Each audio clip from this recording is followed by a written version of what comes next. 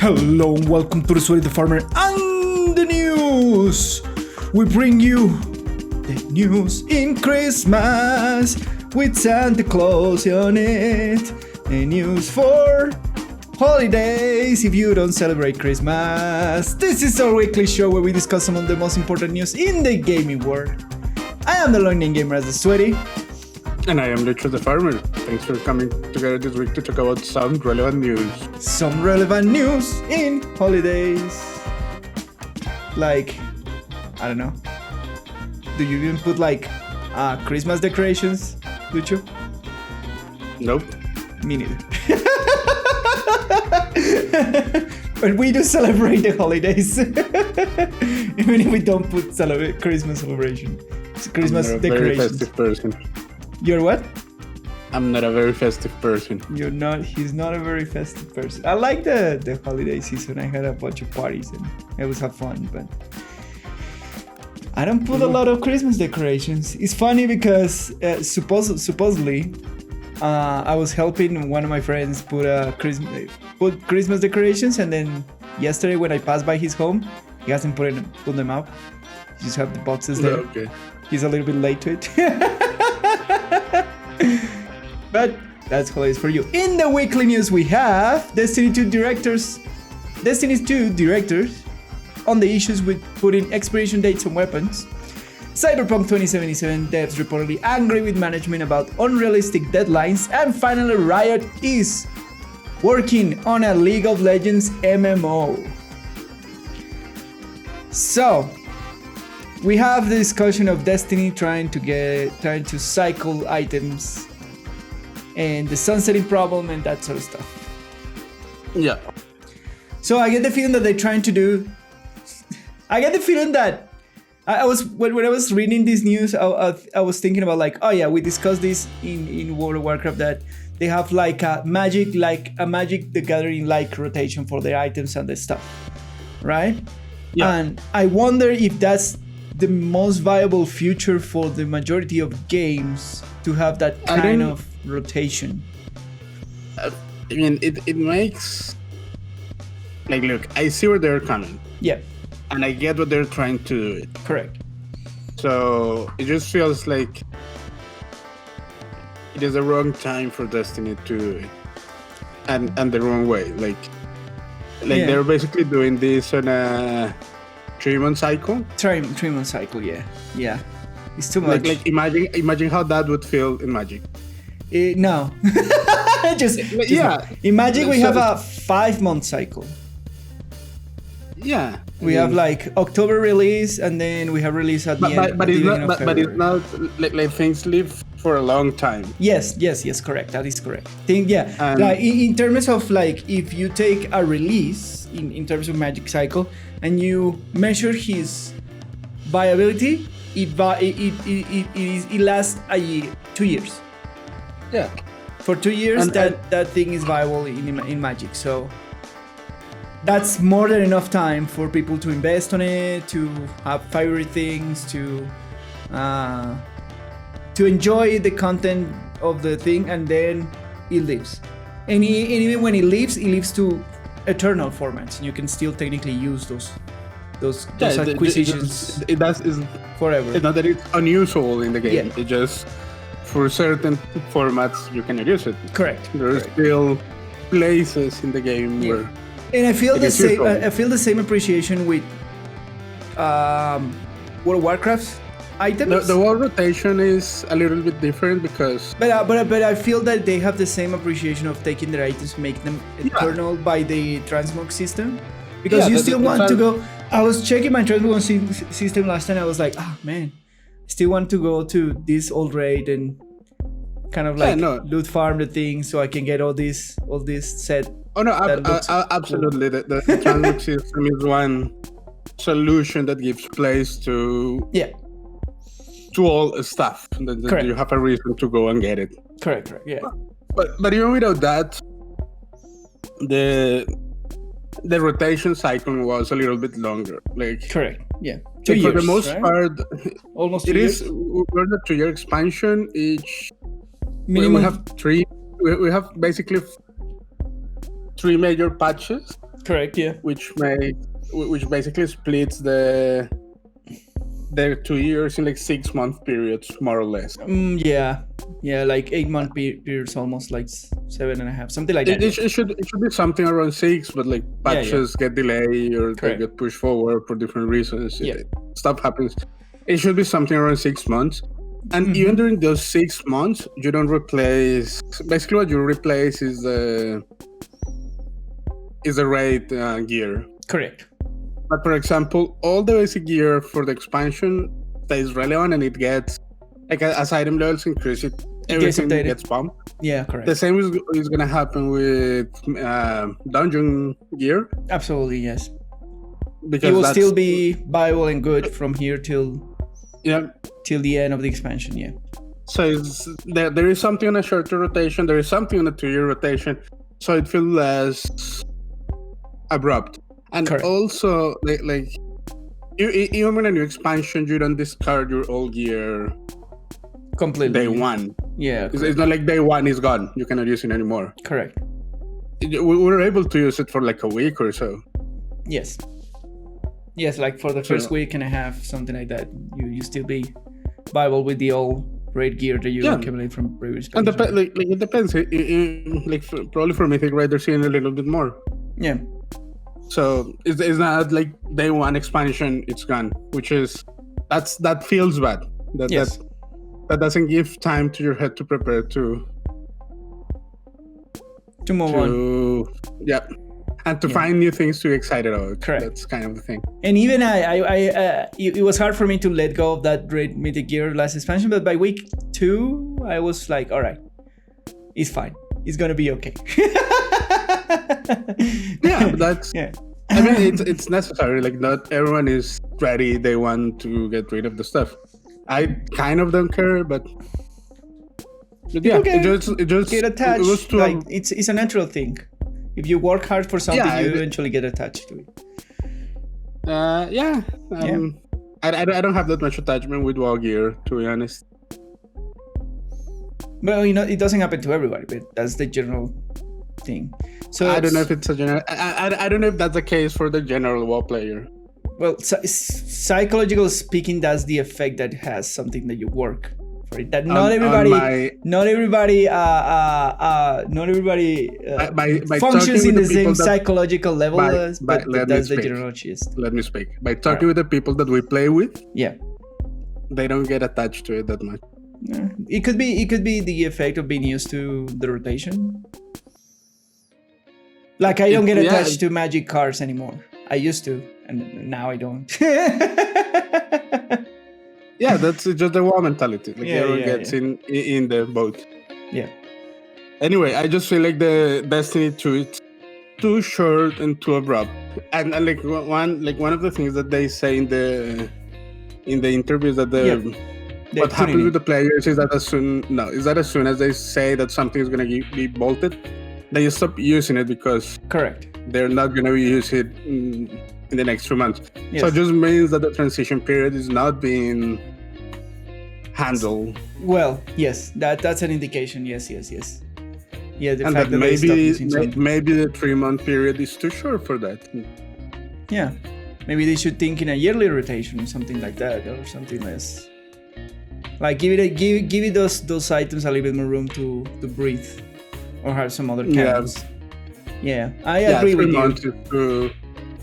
Too hectic to be taking stuff out that you cannot settle in something. Yeah, correct. And enjoy it for a while. I do agree with you, and like especially in a looter shooter where you may farm something for months and you may never see the role that you want, for example.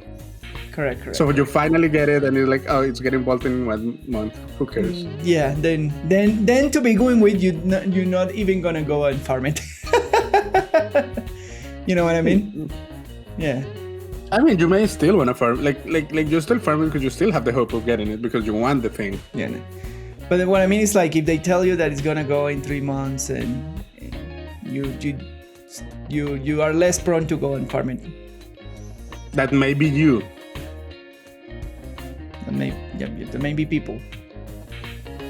Not only me. You. Maybe some people. No, not everybody. Not everybody, but like, like if people are not I don't subscribe to that just because what you're saying would imply that then people don't care about farming stuff. But Destiny players farm shit all the time. Yeah, that's true. That is true. That's the main reason to play the game. And what you're saying is, it's getting bolted, so who gives a shit? There are still people like you with the pinnacle weapons. There are still people farming those before they get bolted. Correct. So I don't know. Yeah. I don't know. They need tuning. The thing is, like, they say that they're gonna keep tuning it, but I think maybe the speed in which they are tuning it is, given the feedback, the speed they're tuning is maybe too slow. But who knows? Hopefully they get to a sweet spot, right? That's what we want. I mean, if they stick to the whole vaulting system and they're flexible for how it is gonna work, they'll probably get to a sweet spot. Yeah. Eventually, the problem is that how long it will take. How long that process is gonna take to. And how many people are they gonna lose to that? Yeah. Endeavor. That's the real problem for them. Correct. So, I mean, I'm glad that they're sticking to their guns at least. Yep. Like I may disagree with what they're doing for Destiny. Yeah. But I respect that they are sticking to their guns. Very well. You earn Lucho's respect. I mean, it is like, dude, they made a decision, a signed decision. Yeah. And they do believe that like they're not taking these decisions on a void. Like they have thought about the game and they do believe that is the best for the game. I applaud that. Like, yes. It may feel bad for me, but they believe in what they're doing. There is no reason to disrespect that. Yeah, correct. All right. So best of luck to Destiny 2. See if they tune that cycle of rotation well enough and don't lose too many players on the process. Yeah. On the next news, Cyberpunk 2077 is reportedly angry with management about unrealistic deadlines. So this is still a fight against like management and people who actually build the thing that you are managing. But you that have done projects, what do you think about unrealistic deadlines? Basically, the news is they had a meeting with all the employees and the management staff, and repeatedly the employees tell them to the management staff that they were setting unrealistic expectations to the public, that they will say they tell them to the managers that the game weren't ready, that the game wasn't ready when they first announced the first release date for January, that the game wasn't ready on December, and the staff repeatedly tell them that the deadlines they were setting were unrealistic and bad, and it will encourage a lot of crunch, and it won't be done in time. And then now after release, the game is buggy in PC and is nearly unplayable in PlayStation 4 and Xbox, to the point that yesterday,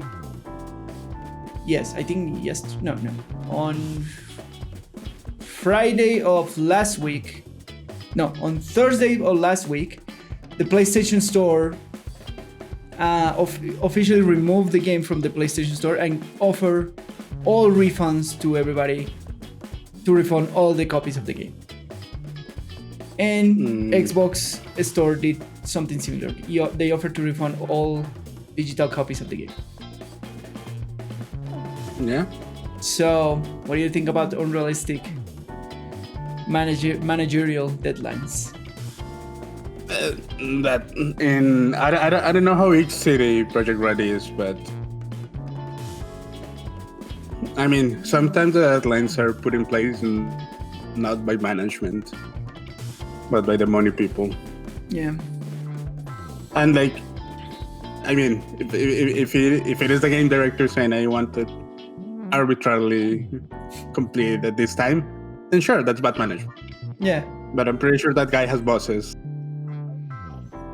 who are putting a lot of pressure on him to meet deadlines. Yeah, one of the quotes that I'm more like worry about this is like, according to Jason Schreier, which is our big, deep inside journalist in the gaming world with a lot of reputation, one staff member asked management why say that Cyberpunk 2077 was complete in January, when according to the employee it wasn't. Another developer suggested that it was hypocritical to develop a game about corporate exploitation with the help of mandatory overtime. So there you go. Yeah. Again, like if you're looking for culprits, I'm pretty sure the manager has like the game director and the producer, they have bosses. Yeah.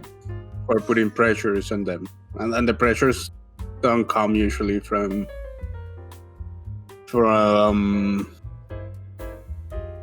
people who create the element of the product. Well, I would say that is weird because of the financial situation of CD Projekt Red, because they're partly funded by the Polish, I think it's Polish, yeah, from the Polish government, and they are not a public traded company, so they don't have a proper board of directors. They have owners, which I assume that they're some part of the managers and directors of the company. That we don't know who are the owners. Yeah, that we don't know. We don't know exactly. We know that it's partly funded by the Polish state, which technically gives them some liberty in terms of financial, because the only thing that they have to do is report they're working in like how all government funding works. That is, you have to report what are you doing, what is your goal, and etc. No, that's not how all government funding works. In general. Nah. It depends from yeah, different countries have different policies. That is true, but in general, like you report to whatever. I wouldn't dare to generalize that. Fair enough. All right. So just giving an idea. That's a very big assumption on how public funding. I'm just giving an idea of how, for people who has no idea, that you report to the government whatever you're doing, and they assign you a budget if they deem that your activity is worth it for the benefit of the government. Yeah, but it's not that like a lot of the times it's not as free as you make it sound. Yeah, we don't know what policies they have. Because also, just to be clear, also just like the work of the government is to make sure that the taxpayer money is being used. Well, correct. Yeah. Properly. Right. So a lot of governmental funding has a strict deadline. Yes, correct. You have to deliver something by this time, because this is taxpayer money. Correct. So we don't know how their public funding works. Correct. But they're partially funded by the government. They're partially, and there could be clauses like if you don't deliver by this time, you're just gonna lose it. Yeah, and they are not a public traded company as EA, BioWare, and all these other game companies has. So they technically don't have a traditional board of directors. They have owners of the company. Yeah, right? That we assume that are some part of the manager stuff. Oh yeah, I don't know if you can assume that. That's a big assumption. That's what I'm saying. I assume that that's part of the managerial staff, that people taking the decisions are the same owners of the company. I don't know about that. That's a big leap, my friend. Big leap. All right, it's my tinfoil hat, I guess. But that's what I'm assuming, that part of the...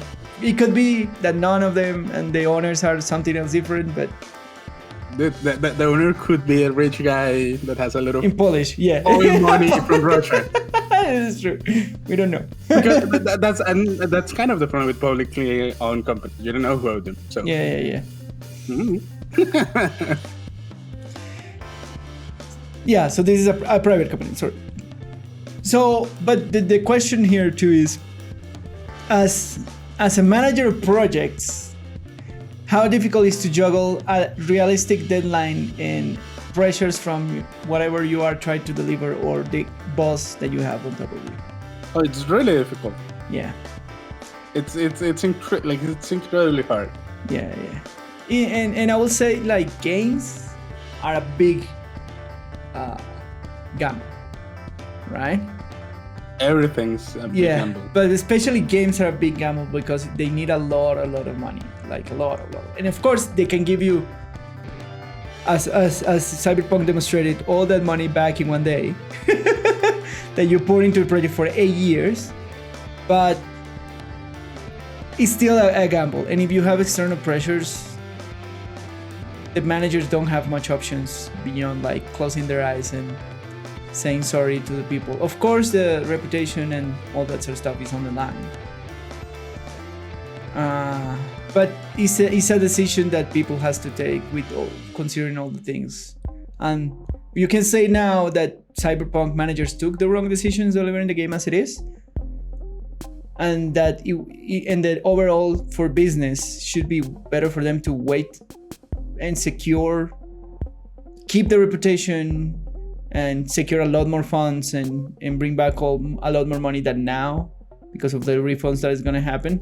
But I don't know, it's a difficult thing. That could be the case, but that is hard to say. Yeah. If like let's say that they're like under the scenario where they have like public money as part of their funding. Yes. And they have clauses like if you don't deliver a product by this date, you're gonna lose your funding. Yeah. If it is a significant chunk, then if they say, okay, we're not gonna deliver, it is not ready, we're not gonna deliver in that timeline. Yeah. And the money that they lose is significant, then they are facing layoffs. Correct. People losing their job.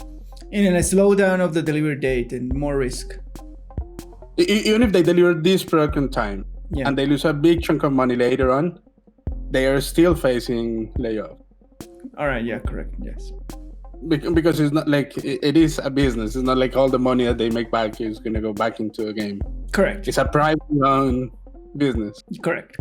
Yeah. So you have to juggle those things. Like you also have to balance out the risks that you take with not delivering on the deadlines that are pressuring you. Yeah. Like with the risk of losing money on that end, and that meaning that then you're gonna have to downsize. Like managing big companies, it's way harder, and like the types of pressure that you are under are not as easy as, oh yeah, we're not gonna make the deadline, we're gonna late. I wish it was that easy. But, yeah. But it is not. Yes. Sadly, it is not. Like it is not. And like by my own experience, like I have like the way and I tell this story every time people ask me like, oh, so you study games design, so what did? What was your last game project? And I tell this story every time because I tell them like my last game project was not a project, was a disaster report. When the only thing that I could like present to my shareholders or my board at the end of my graduation was pieces of what the project I was working on, things that were working and not working, broken things, and then a big stack of papers describing situations and humans being bad and stuff like that. And at the end of the day, I was the only one that graduated from all my work team. So things don't usually come, especially when you have deadline, don't usually pan out as you expected. And you have to do the best of it, even if it's a shit show, right? Yeah, it is hard. And when there is money involved, yeah, it's just a complete nightmare. Correct. So yeah. So is it bad that the game was delivered the way that it, like in the state that it was? Yes. Absolutely. Is it bad that the whole thing was exposed to like mandated or work time and crunch? Yes, it was. It's bad for the reputation of CD Projekt Red.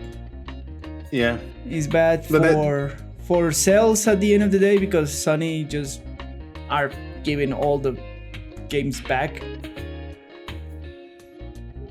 So yeah, it's sometimes it's a more complicated issue than what it looks on the surface. Yeah.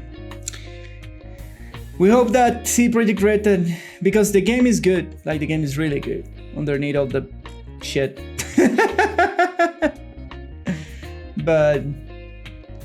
but hopefully the industry as a whole learns more about it, or there's some sort of lesson of not delivering broken products, even if you are like, I think it's better to deliver a small experience polished than a big experience super broken. I don't know what you think about what the lesson is in all this. The lesson is for me that whenever there's like real money involved, like the pressure that money put on projects are way more important than most other things, sadly. Correct. Or it is just the world we live in. Yeah, that's it. All right, and finally, League of Legends just casually announcing an MMO. My friend of World of Warcraft, okay. Will you play a League of Legends MMO? Straight nope. Why not? The actual lore in League of Legends is cool. Oh, I don't care about that. You don't care about the actual lore of League of Legends? Nope. Things that I don't care. Things that I care less, and League of Legends. All right. Well, I will tell you about this. Like, they have a good record of doing good games, right? Like League of Legends? No. I'm referring to the other IPs. Like the card games is Legends of Runeterra is very good card game. The auto chess that they did is a very cool evolving auto chess, very fun. So what I'm saying is the developers for the side projects are very cool. I know that you don't like League of Legends, but I will say that League of Legends is a good game for what it is. I'm not saying it's a bad game. I'm saying I don't like it. And I know. So with that record, will you give it a shot to play a League of Legends MMO? No. No? Absolutely not? No. Playing a new MMO is... it's too much of a risk. Well, it's too much of a risk. Yeah. What do you say that? Because you're risking that your long-term investment on the game will not be good? Yeah. Like an MMO is only worth it, in my mind. Yep. If you're gonna spend a significant amount of time living in that world. And you don't see yourself jumping into new MMO IPs, it's for the way that I play games. Yeah. Too much risk of my time. All right. So if that's why I, for example, jump into playing Final Fantasy 14. It's tested. It's good. Yeah. So I went and played. All right. So what if the reviews come out very positive? No, it's more than reviews. And they say that is the next WoW killer. It is, yeah, they've been saying that for years. I know. Different games. It needs more than reviews. So you won't play it like after a year of being existing and being good? Absolutely. After 2 years of existing and being good? That maybe, but I really don't care about League of Legends. Dude, I played Final Fantasy games before and I thought they were cool. Correct, yes. So I said, okay, I'm gonna play 14. Yeah. Seems like the thing that I will enjoy. But what if it's the best game ever? Good for them. I don't care. I don't know what's the point with that. I don't know. I just want you to give it a shot if it's good. That's it. Open yourself to the opportunity of discover new stuff. Even if it comes from an IP that you actually don't care. Didn't I give a try to Final Fantasy 14? It was a new game, and I love it. It was a new game, yes. But for you, yes. For me, and I love it. All right. So you will give what else do you want from me? You will give a try to the League of Legends MMO. I mean, not anytime soon. If it gets good, it is good, and and the reviews are positive, and people are nice about playing it, and etc. etc. It's the same thing, like with the same action with Ashes of Creation. It's like, will you give a shot to that? Oh, I have no interest in that game whatsoever. Really? Yeah. So you won't give a shot unless it's a test. It's test. An MMO, yeah. An MMO, yeah. It's too much time invested for the amount of time that I have to play a game. I'll say fair enough. I really like the lore of League of Legends. I think it is interesting. It has the potential to tell cool stories. I've seen the character cinematic thingies. Okay. There's a lot. You know what I'm talking about? Through the ages. Yeah. But you know what I'm talking about? Yeah, there is some character animated things that they do, and they do comics. There are a bunch of those. Yeah, there are a bunch of side content about it. Yeah, I've seen some of those, and I've been like, I don't get it. You don't get it? I don't get it. That's it? That's that. Like it doesn't... I don't find it, not even the new one. Yeah. That interesting. Fair enough. You're like, yeah, sure, colors and sounds. Colors and sounds. In a picture. I don't see it. It's not appealing to me. Yeah. I don't know. Like, isn't the whole point of those things like to create a hype for a new thing? To get people excited? About the character, yes, but yeah, I will argue that those launch cinematic characters require a lot of background knowledge. They're pretty, and they sell the character visually. So they're not making those to expand the fan base of the game. No, they make more of like comics and that sort of stuff in the tournaments to expand the fan base of the game. The show cinematic things is more like to present the character, but they beyond the artistic showcase of the character and make it interesting in terms of abilities. In terms of lore, they're not that deep. Yeah, but they don't have to be lore deep to make people want to play with that thing. Yeah. Well, my question is, do you find any of them cool? No. Well, what did I told you? Yeah, then I don't know what to tell you. Yeah, I don't care. I have never felt the need to even explore the game. They're very good animations, and anyways. Sure, I'm not saying they are not. Yeah. Are they technically professional animation? Yes, they are. They are beautiful animation. Do they make me even a little bit curious about the game? No, they don't. Fair enough. Well. Well, so yeah, and it was a weird announcement. The other part of why is this news, because we for a time there were suspicions that Riot was working a bunch of different projects on those anime or like an RPG like thing, or a story-based or story-driven games, stuff like that. So there was just like a leak in an interview, in a tweet. He just tweeted out, "Yeah, we're doing an MMO," just casually. the vice president of Riot. So there you go. That's the other reason why is this news, because he's just like, yeah, we're doing an MMO. Casually doing an MMO, one of the biggest esport franchise in the world. Good for them. Yeah. And that is it. But before we go, we're gonna tell to all our listeners and viewers that we're gonna go in a small hiatus for holidays.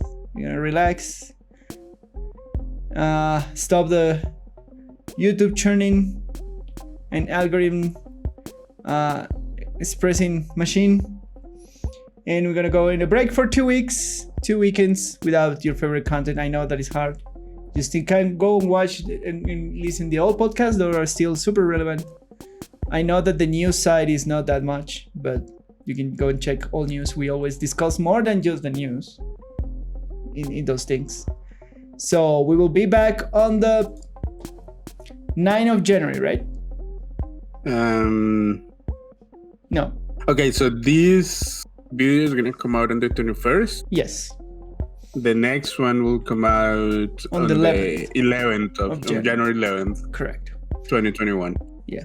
So we'll be seeing you on January 11th, 21 back with fresh, relaxed, more, I don't know, better host. I mean, we have a lot of content in the channel. Yes. That you can go out and check out. Correct. If you're not up to date with all the reviews.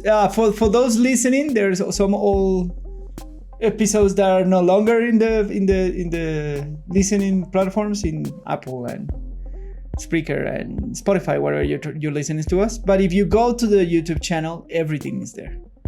From the first episode to the last. All the podcasts, all the news stuff. So you can go and if you're craving more of us, you can catch up with all reviews. You can hear to all review of Destiny 2, to all review of Diablo 3, to review of Monster Hunter World, to all review of Borderlands franchise, and everything else in between. Yep. Yeah. So there you go.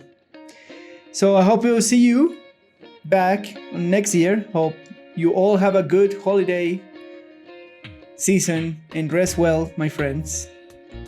Happy holidays and a happy new year for all of you. Happy holidays and a happy new year for all of you from the Sweaty and the Farmer.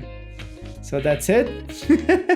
That's all for this week with the Sweaty and the Farmer. My name is Lucho, and you can find me on Twitter at Lucho Polanco. And I am the Learning Gamer, and you can find me on Twitter at the Learning Gamer, and on Twitch on twitch.tv/LearningGamer, where I don't know where I stream.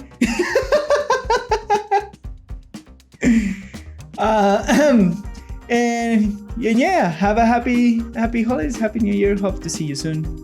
Don't forget to share, like, subscribe, do all the things social. Click the notification bell, punch the subscribe button, tell everybody that you're listening to this wonderful show, that we wish you a very, very happy life in these couple of weeks. And yeah, thanks for coming. See you on the next episode, on the next year, fresh new year, hopefully a better year. Fingers crossed.